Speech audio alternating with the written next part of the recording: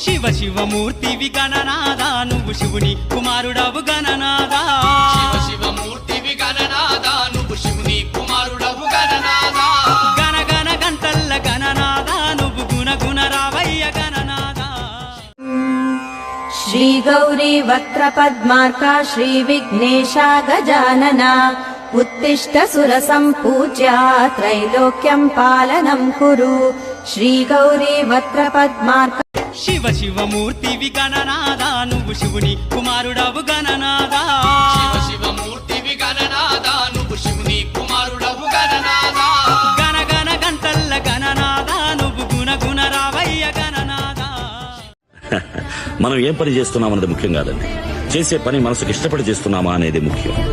రాజమహల్లో ఉంటేనే రాజు అవుతారా? ఎక్కడున్నా సంతోషం మనసులో ఉండి లేని వాళ్ళకి ఉన్నది ఇవ్వగలిగిన వాళ్ళు అందరూ మహారాజులే. చూడండి,